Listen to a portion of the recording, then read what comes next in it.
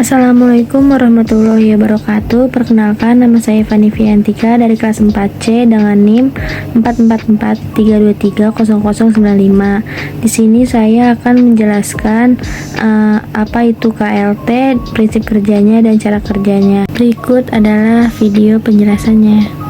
Kromatografi lapis tipis yaitu merupakan salah satu metode pemisahan komponen dalam campuran berdasarkan perbedaan afinitas atau kepolaran antara komponen-komponen tersebut terhadap dua fase, yaitu fase diam dan fase gerak.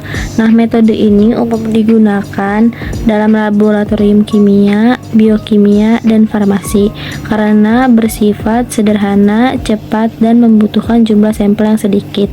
Nah, KLT ini sering digunakan untuk identifikasi senyawa, pemantauan kemurnian, dan pemisahan komponen zat aktif dalam berbagai sampel, termasuk ekstrak tanaman, obat-obatan, dan senyawa organik. Prinsip kerjanya KLT yaitu berdasarkan pada perbedaan daya adsorpsi kelarutan masing-masing komponen campuran terhadap dua fase, yaitu fase diam dan fase gerak.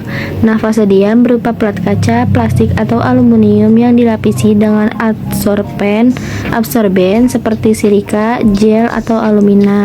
Nah, fase gerak adalah pelarut yang akan membawa komponen campuran ke atas plat melalui gaya kapilaritas. Nah, komponen dengan polaritas tinggi akan bertahan lebih lama di fase diam.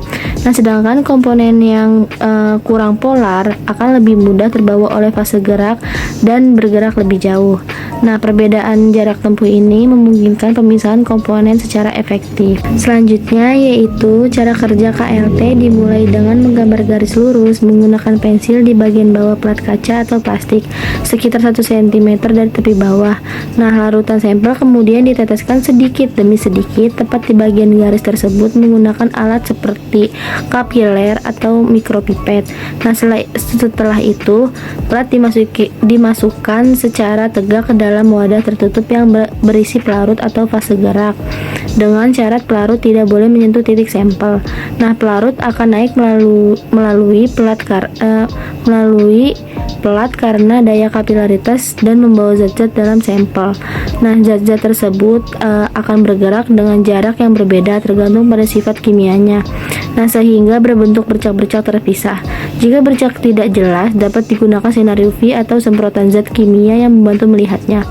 Nah, selanjutnya yaitu untuk mengetahui identitas zat itu dihitung nilai RF atau retardation factor dengan membagi jarak yang ditempuh zat terhadap jarak yang ditempuh pelarut.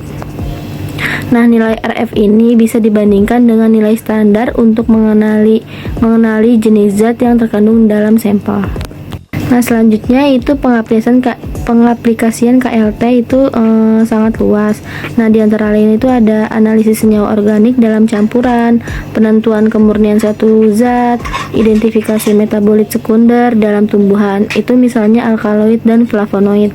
Nah, selanjutnya itu pemantauan reaksi kimia dalam sintesis, hingga dalam bidang forensik dan pengujian obat-obatan. Nah, keunggulan utama dari KLT sendiri itu adalah sederhana, ekonomis, cepat, dan dapat digunakan untuk menganalisis banyak sampel sekaligus.